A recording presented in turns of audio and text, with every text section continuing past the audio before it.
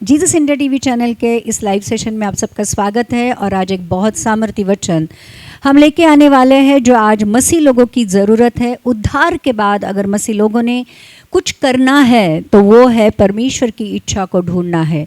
हम किसी भी बहाने परमेश्वर के पास आते हैं कि कोई हमें जब बीमार में रहते हैं तो लोग कहते हैं कि सब जगह से आपने ट्रीटमेंट ले लिया, कहीं पे फ़र्क नहीं पड़ता है तो चलो यीशु मसीह को ट्राई करो। किसी के कर्जे होते हैं, किसी के जीवन में कोई दुष्ट आत्मा होती है, किसी के जीवन में बहुत सारी प्रॉब्लम्स होती है। और जब हम लोग हमें मसीह के पास लेके आते हैं और विश्वास के द्वारा जब हमारा उद्धार होता है और हम मसीह में जब बढ़ने लगते हैं प्रियो, फिर चिन्ह चमत्कार के बाद चंगाई छुटकारे के बाद कह सकते हैं जो भौतिक चीज़ों को छोड़कर अब मसीह लोगों की ज़रूरत ये होनी चाहिए, मसीह लोगों की प्रार्थना ये होनी चाहिए कि प्रभु किस मकसद से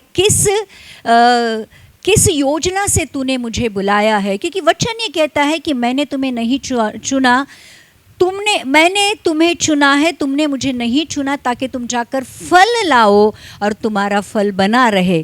तो अगर परमेश्वर ने हमें नाम लेकर बुलाया है, उत्पत्ति से पहले खुद में हमें चुना है, आज जीवन की किताब में अगर हमें लगता है कि हमारा नाम लिखा गया है, तो प्रियो परमेश्वर की हरेक बुलाए गए व्यक्ति के लिए एक योजना है। ये बाइबल गवाह है कि जितने भी लोगों को परमेश्वर ने नाम लेकर बुलाया था, उन हरेक के लिए परमेश्वर की एक बहुत बड़ी योजना थी। अगर हम देखेंगे कि अब्राहम को परमेश्वर ने जब बुलाया था तो अब्राहम को परमेश्वर राष्ट्रों का पिता बनाना चाहता था। सारा को 90 साल की उम्र में बच्चा देना चाहता था। या फिर आगे जाकर यूसुफ के लिए देखेंगे कि जब यूसुफ को परमेश्वर ने चुना था तो यूसुफ को परमेश्वर ने मिस्र का प्रधानमंत्री बनाया था। अगर आगे जाकर हम दाऊद राजा की बात करते हैं, जब दाऊद राजा को परमेश्वर ने बुलाया तो दाऊद राजा को इज़राइल का राजा बना दिया। या फिर आगे जाकर बहुत सारे भविष्यद्वक्ता है, बहुत सारे राजा लोग हैं जिनको परमेश्वर ने नाम लेकर बुलाया था। तो हर एक को जिसके जीवन के ऊपर परमेश्वर की बुलाहट है, उनके जीवन में परमेश्वर का एक बहुत बड़ी योजना है जो हर एक ने जानना है। सिर्फ मसीह बनकर मत रहो, सिर्फ बाइबल पढ़ना, चर्च में आना, प्रार्थना करना और हो सकता है उतना परमेश्वर की सेवा करना, उतने तक अपनी ज़िंदगी को लिमिटेड मत रखो। क्योंकि उससे आगे जाकर, जैसे एस्तर एक अनाथ लड़की थी, लेकिन परमेश्वर की उसके लिए योजना थी कि वो अपने उस राजा की रानी बनकर इज़राइली लोगों को मृत्यु में से बचाए। यूहन्ना के लिए परमेश्वर की योजना थी कि यीशु मसीह के आने से पहले उसके लिए मार्ग बनाए।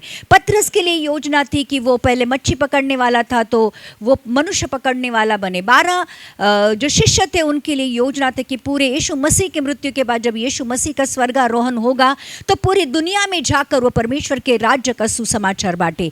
तो हरेक जन को, जब मैं वापस से दोहराऊंगी कि जिसके ऊपर भी परमेश्वर की बुलाहट है या जिस किसी का भी उद्धार हुआ है, तो फिर आप ये मत सोचना कि मुझ में बुद्धि नहीं है, मुझ में ज्ञान नहीं है, मैं सिर्फ घर का काम करती हूँ, मुझे एजुकेशन नहीं है, मुझे अनुभव नहीं है, मेरे पास ये नहीं है, वो नहीं है। ये सारी चीज़ें हमें कारण देने के लिए नहीं देना चाहिए, क्योंकि जिस किसी के ऊपर भी परमेश्वर का आत्मा उतर कर आता है, जिस किसी को भी परमेश्वर नाम लेकर बुलाता है, जिस किसी को भी ऐसा लगता है कि मेरे जीवन के ऊपर परमेश्वर की बुलाहट है, तो प्रियो फिर आपके जीवन के लिए परमेश्वर की योजना भी है। ये ध्यान रखना ज़रूरी है।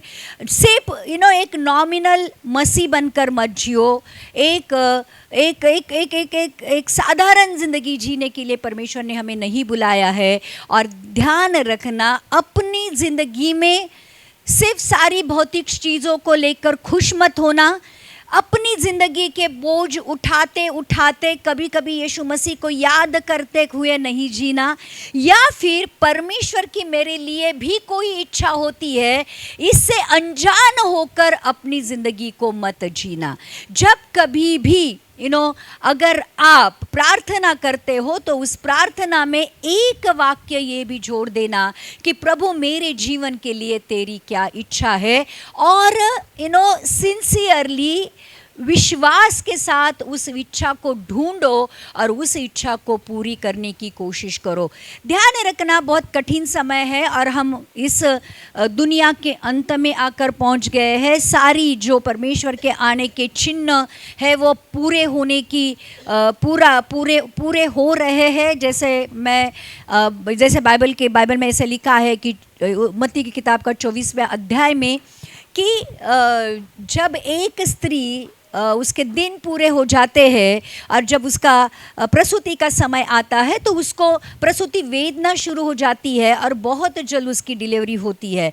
वैसे ही यीशु मसीह का आना है, प्रसूति वेदना ऑलरेडी जो कुछ भी आज दुनिया में हो रहा है उसके द्वारा हमें पता चल रहा है कि परमेश्वर के आने का समय बहुत करीब है। तो प्रियो, आज जब हम परमेश्वर के आने के लिए तैयार हो रहे, सिर्फ विश्वास काफ़ी नहीं है, सिर्फ चर्च आना काफ़ी नहीं है, सिर्फ बाइबल पढ़ना काफ़ी नहीं है, सिर्फ उपवास करना काफ़ी नहीं है, परंतु परमेश्वर के राज्य में मेरा काम क्या है ये जानना भी बहुत ज़रूरी है। आपका उद्धार हो गया, आपका कल्याण हो गया, आपका स्वर्गीय स्थानों में स्थान पक्का हो गया, इसमें खुश मत होना। अब ये आगे जाके एक स्टेप ये है, आपके ज़िंदगी में एक कदम आगे बढ़ाना ये है। आपकी उम्र क्या है, आपका एक्सपीरियंस क्या है, आपके पास कितना पैसा है, आप कितने अनुभवी हो, आप कितने दिन से मसीह में हो, ये सारी बातें कोई मायने नहीं रखती है। एक बार जब आपका उद्धार हो गया तो नेक्स्ट स्टेप आपको ये पूछनी है कि आपके जीवन के लिए परमेश्वर की योजना को ढूंढना। ध्यान रखना, आज जब मैं बाइबल पढ़ रही थी तो पहली बार मैंने ये देखा कि जब पतरस को परमेश्वर ने, जो उसका पहले 2 शिष्य को जो बुलाया, तो पतरस को उसने कहा कि आज से मैं तुझे मनुष्य बनाने वाला, तू मच्छी पकड़ने वाला है ना, तो आज से मैं तुझे मनुष्य बनाने वाला बनाऊंगा। मतलब जैसे ही परमेश्वर की बुलाहट आती है वैसे ही परमेश्वर की योजना की भी हमारी जिंदगी में शुरू होती है। तो प्रियो, आज कुछ मूलभूत चीज़ें हैं, कुछ बेसिक चीज़ें हैं जिनके बारे में आज हम बात करेंगे कि परमेश्वर की योजना परमेश्वर किन लोगों के ऊपर प्रकट करता है। परमेश्वर की योजना जानने के लिए भी हमारे पास कुछ बेसिक क्वालिटी चाहिए, कुछ बेसिक चीज़ें चाहिए जिसके द्वारा परमेश्वर भी हमें इस विश्वास योग्य ठहराएगा कि इस मनुष्य के लिए परमेश्वर की योजना है। देखो, पतरस जो यीशु मसीह को सिर्फ एक चिन्ह चमत्कार उसके जीवन में हुआ था कि रात भर उसने मछली पकड़ी थी, उसको मच्छी नहीं मिली थी, और जब यीशु मसीह ने कहा कि थोड़ा गहराई में जाकर अपने जालों को डाल दे, और जैसे ही उसने गहराई में जाकर जाल को डाल दिया उसको बहुत सारी मछली मिल गई और वो जान गया कि ये कोई नॉर्मल इंसान नहीं है, ये परमेश्वर का पुत्र है। और फिर वो यीशु मसीह के पास आकर ये कहता है कि मुझसे तू दूर, मेरे नजरों से तू दूर हो जा, क्योंकि मैं पापी मनुष्य हूं, क्योंकि वो जान गया था कि ये यीशु मसीह है। और फिर परमेश्वर ने तुरंत उसके जीवन के ऊपर जो उसकी बुलाहट थी उसको बोल दिया कि आज तक तू मछली पकड़ रहा था, आज के बाद तू मनुष्य पकड़ने वाला बनेगा, फॉलो मी, मेरे पीछे हो ले। और लिखा है पतरस ने अपने जाले वहीं पे डाल दिए, वो घर पे नहीं गया, उसने जाकर अपने फैमिली को टाटा बाय बाय नहीं किया, अपना बिजनेस किसी के हाथों में नहीं सौंप दिया, अपने बैंक अकाउंट किसी के नाम पर नहीं कर दिए, लेकिन जैसे ही यीशु मसीह ने कहा वही कपड़े में वो यीशु मसीह के पीछे चलने लगा। तो प्रियो, आज हमें बाइबल की ये सारे कैरेक्टर्स क्या कहते हैं, वो ये है कि मसीह में आकर सिर्फ अपने उद्धार को लेकर बैठना ही काफ़ी नहीं है, परंतु परमेश्वर की जो हमारे लिए योजना है उसको ढूंढ कर उसको पूरा करना मसीह जीवन का कर्तव्य है। यीशु मसीह भी इस दुनिया में एक मकसद के साथ आया था, एक गोल लेकर आया था, पर पिता की इच्छा पूरी करने के लिए आया था। यीशु मसीह इस दुनिया में सिर्फ परमेश्वर के पुत्र को दिखाने नहीं आया था, व्यवस्था की इस किताब को, भविष्यद्वक्ताओं की किताब को पूरी करने आया था, जो कहती है कि यीशु मसीह परमेश्वर का पुत्र उस क्रूस पर मरेगा, तीसरे दिन जी उठेगा और फिर स्वर्ग चला जाएगा। तो जो कुछ भी पिता की इच्छा है मसीह के लिए ऑलरेडी लिखी हुई थी, जो मसीह ने आकर पूरी की, वैसे ही प्रियो हमारे लिए भी परमेश्वर ने इस पृथ्वी पर भेजने से पहले हमें किस मकसद से इस दुनिया में भेजा है ये ऑलरेडी तय करके रखा है। अब वो ढूंढना हमारा काम है। इस सृष्टि की कोई भी चीज बिना मकसद बनाई नहीं गई है। अगर चांद को बनाया है तो वो रात को प्रकाश देता है, अगर सूर्य को बनाया है तो वो दिन को प्रकाश देता है, अगर नदी को बनाया है तो पानी उसके द्वारा बहता है, अगर पेड़ को बनाया है तो वो फल देते हैं। मतलब अगर सृष्टि जिस काम के लिए बनाई है वो काम वो आज तक कर रही है, वैसे ही मनुष्य को परमेश्वर ने अपने लिए बनाया है, अपनी महिमा के लिए बनाया है। और हर एक मनुष्य को परमेश्वर ने कुछ मकसद के साथ बनाया है। आज मनुष्य जाति का और स्पेशली आज मसीह लोगों का ये कर्तव्य है कि परमेश्वर में मेरी बुलाहट क्या है वो जानना ज़रूरी है। हम उसके बारे में अगले लाइव में बात करेंगे, अगले सेशन में बात करेंगे। लेकिन आज हम कुछ क्वालिटीज़ देखेंगे, कुछ क्वालिटीज़ हमारे अंदर होनी चाहिए जिसके द्वारा परमेश्वर हमारे ऊपर उसकी योजना को प्रकट कर सके। और पहली क्वालिटी है, क्या हमारा भरोसा परमेश्वर पर है? क्या हमारा, मैं ये कहूँगी कि क्या हमारा 100% भरोसा परमेश्वर के ऊपर है? इतना ही नहीं कि मेरे लिए आया, मेरे लिए जिया, मेरे लिए गाड़ा गया, मेरे लिए तीसरे दिन जी उठा, नहीं, उससे भी बढ़कर क्या हमारा भरोसा परमेश्वर के ऊपर है? या फिर हमें ये याद है कि मेरा परमेश्वर हमेशा मेरे साथ चलता है, मेरा परमेश्वर मुझसे बेहद प्यार करता है, मेरा परमेश्वर मेरे अंदर होकर मेरे साथ साथ चलता है। ये कितने लोगों को हमेशा याद रहता है? ध्यान रखना, पहला वचन हम लेते हैं भजन संहिता का 32वां अध्याय का 8वां वचन। ये कहता है, साम 32:8 में लिखा है, मैं तुझे बुद्धि दूंगा और जिस मार्ग में तुझे चलना होगा उसमें तेरी अगुवाई करूंगा। मैं तुझ पर कृपा दृष्टि रखूंगा और सम्मति दिया करूंगा। परमेश्वर का वचन कहता है, देखो परमेश्वर कितना भला है। परमेश्वर के ऊपर जब हम विश्वास करते हैं तो परमेश्वर का आत्मा हमारे अंदर आकर रहने लगता है। और फिर हमने देखा है कि परमेश्वर का वचन कहता है कि कानों ने सुना नहीं, आंखों ने देखा नहीं, किसी के मन में नहीं आया, ऐसी चीज़ें परमेश्वर ने अपने प्यार करने वालों के लिए तैयार करके रखी है। और वो चीज़ें जो परमेश्वर ने हमारे लिए तैयार करके रखी है, उसने लिखा है, इस वचन में लिखा है आगे जाकर कि परमेश्वर की गूढ़ बातें, परमेश्वर की दिल की बातें, ये जो पवित्र आत्मा है ये हमारे ऊपर प्रकट करता है। अगर वचन को देखना है तो 1 करंती का 2 अध्याय का 10वां वचन पढ़ेंगे, जहाँ पर लिखा है, 1 करंती 2:10 में लिखा है, परंतु परमेश्वर ने उनको अपने आत्मा के द्वारा हम पर प्रकट किया, क्योंकि आत्मा सब बातें वरन परमेश्वर की गूढ़ बातें भी जांचता है। अब मसीह लोग कहाँ चूक जाते हैं, मैं आपको कहती हूँ। मसीह लोगों को ये लगता है, मैं चर्च गया, मैंने बाइबल पढ़ा, मैंने प्रार्थना की, मैंने उपवास किया, मैंने गुड फ्राइडे सेलिब्रेट किया, मैंने ईस्टर सेलिब्रेट किया, मैंने क्रिसमस सेलिब्रेट किया, मेरी ज़िंदगी का कल्याण हो गया। नहीं, अब जो आत्मा यहाँ पर लिखा है, अगर हम भजन संहिता के 32वां अध्याय का 8वां वचन कहते हैं, मैं तुझे बुद्धि दूंगा। अब ये बुद्धि क्या है?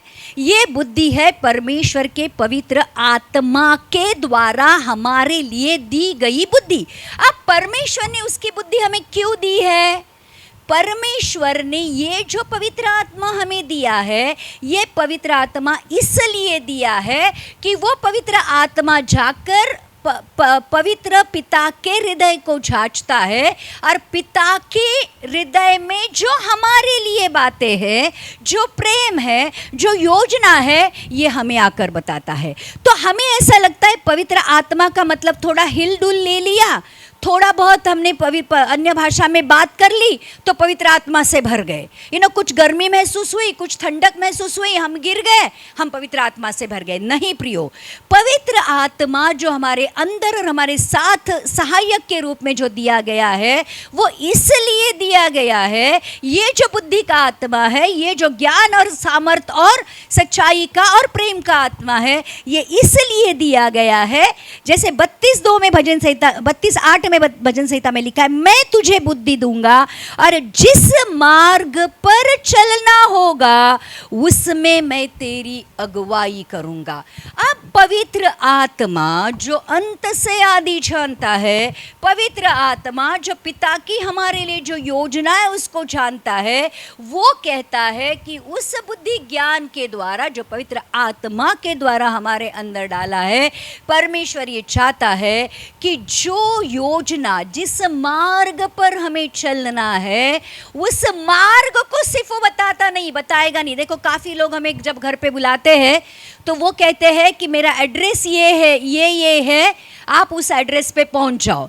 अब हम एड्रेस लेते हैं, अभी तो चलो ये गूगल मैप आया है, लेकिन पहले तो पूछते जाना पड़ता था।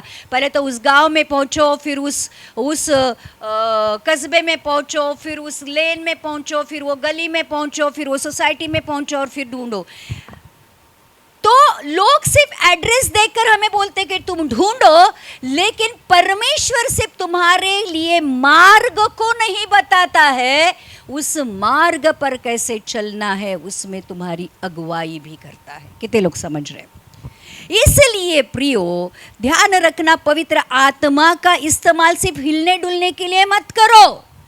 पवित्र आत्मा जो उद्धार के बाद, बपतिस्मा लेने के बाद जो तुम्हारे ऊपर उतर कर आया है, ये पवित्र आत्मा आपकी हर दिन अगुवाई करता है, हर दिन आपको पिता की बातें बताता है और वो पूरी करने के लिए आपको सामर्थ्य, इच्छा देता है।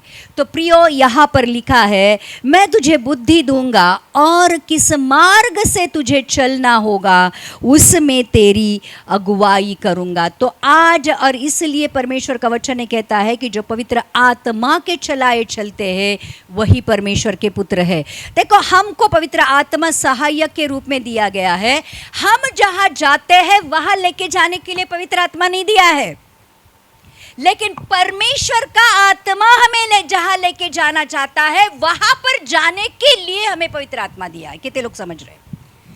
ध्यान रखना, जब आप पाप करते हो तभी भी पवित्र आत्मा आपके साथ होता है। क्या पवित्र आत्मा की ये इच्छा होती है कि आप चोरी करो, आप गलत बोलो, आप झगड़ा करो, आप गुस्सा करो, आप गाली दो, आप ये पवित्र आत्मा की आपके जीवन के लिए इच्छा हो सकती है?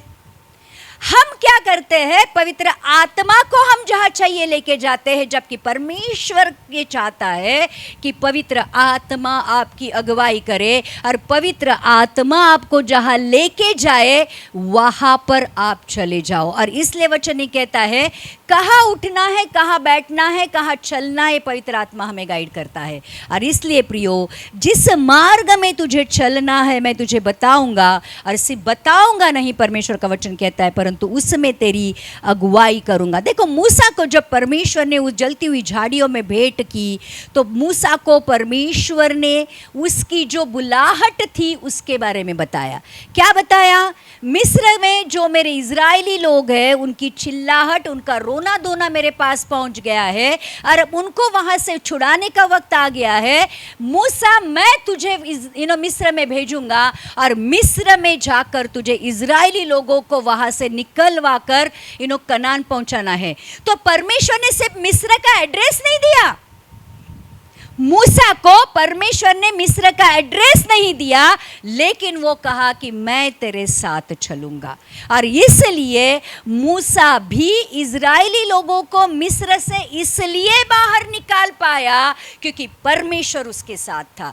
इसलिए परमेश्वर सिर्फ योजना बताकर निकल नहीं जाता है कि तेरे लिए ये योजना है। जैसे अगर हमारे माँ बाप हमें डॉक्टर बनाना चाहते हैं तो वो फीस भरेंगे, वो एडमिशन दिलाएंगे, वो फीस भरेंगे, लेकिन पढ़ाई हमें ही करनी है, पास हमें भी होना है, उसके बाद भी प्रैक्टिस हमें ही करनी है।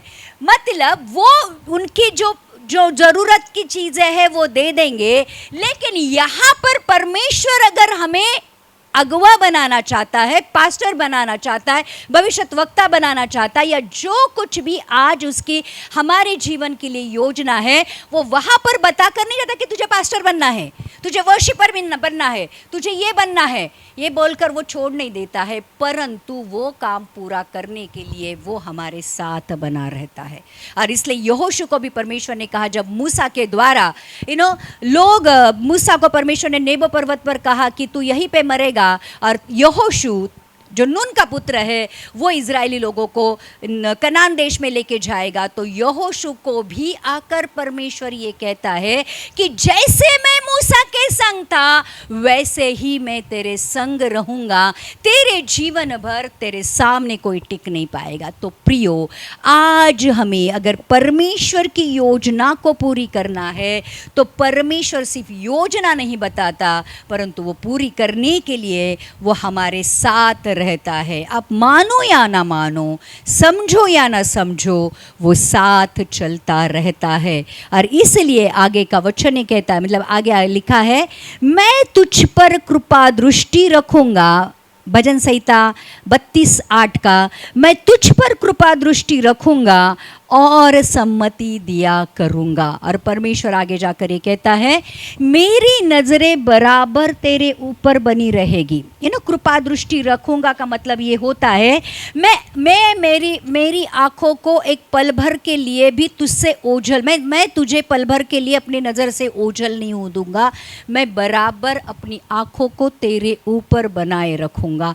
और लिखा है कि मैं अपनी कृपा दृष्टि तुझ पर रखूंगा और सम्मति दिया करूंगा। मतलब परमेश्वर ने जिसके लिए भी योजना बनाई है, वो जो योजना, अद्भुत योजना को जब हम जानते हैं, परमेश्वर वो पूरी होने के लिए उसकी कृपा दृष्टि हमारे ऊपर बनाए रखता है और हमें काउंसिल करते रहता है, उसको कैसा पूरा करना है, कहाँ जाना है, क्या करना है, क्या नहीं करना है, वो हमें बताता रहता है। तो इंग्लिश में लिखा है, I'll instruct you and teach you in the way you should go. I will counsel you with my loving eye on you. मतलब मैं अपनी आँखों को तेरे ऊपर बराबर बनाए रखूँगा और मैं तुझे काउंसिल और कंफर्ट करता रहूँगा, जो भी योजना मैंने तेरे लिए बनाई है उसको पूरा करने तक। कितने लोग समझ रहे हैं? इसलिए आज ये मत सोचो कि मैं कुछ नहीं कर सकती हूँ, मैं अनएजुकेट, मेरे पास एजुकेशन नहीं है, मैं घर का काम करती हूँ, मेरे पास एक्सपीरियंस नहीं, ये नहीं है। प्रियो, आपके लिए भी परमेश्वर की योजना है जो आपको पूरी करनी है और उसके लिए वो हमें बुद्धि देता है, ज्ञान देता है, सामर्थ देता है। सिर्फ अब प्रश्न ये है कि सिर्फ हम हमारे काम के लिए परमेश्वर के पास आते हैं, बराबर? कितने लोग समझ रहे हैं? जब भी हमारी ज़रूरत है तो हम आके बैठ जाते हैं, हम सुनते हैं और हम बहुत सुनते हैं, लेकिन बहुत कम लोग ये होते हैं जो परमेश्वर को ये पूछते हैं कि प्रभु मेरे लिए तेरी क्या योजना है, प्रभु मेरे लिए तेरी क्या इच्छा है। हम बहुत कम बार परमेश्वर को, मतलब बहुत, हम लोग तो भूल ही जाते हैं कि परमेश्वर की मेरे लिए भी इच्छा हो सकती है, परमेश्वर की मेरे लिए भी योजना हो सकती है। हम सिर्फ यही मिसअंडरस्टैंडिंग में रहते हैं कि बाबा मैं जब मेरी ज़िंदगी जी रहा हूँ तो जब भी मुसीबत आएगी, तकलीफ आएगी, प्रॉब्लम आएगी, तो मुझे परमेश्वर के पास आना है, परमेश्वर के पास आकर प्रार्थना करनी और परमेश्वर मुझे छुड़ाएगा। और यही मसीहत है। नहीं प्रियो, मसीहत ये है कि जो भी बाइबल में जो हीरो हो गए हैं, जैसे अभी पौलुस को जब शाऊल था जो कलीसिया को मारने के लिए एक पत्र लेकर गया था, एक अथॉरिटी लेटर राजा से लेकर गया था कि जितने भी मसीह लोग रहेंगे जो यीशु मसीह का नाम लेते हैं उन सारे लोगों को पकड़कर जेल में डालकर मारने के लिए उसके पास अधिकृत एक लेटर था। लेकिन जब यीशु मसीह की उसके साथ भेंट हो गई, ध्यान रखना, वही शाऊल पौल हो गया और वही पौलुस परमेश्वर के वचन को जो राजा थे, जो यहूदी थे और जो अन्य जाति थे उनके लिए वचन का प्रचार करने वाला बन गया। मतलब जिसके भी साथ परमेश्वर की भेंट होती है उसके जीवन के लिए परमेश्वर की योजना होती है।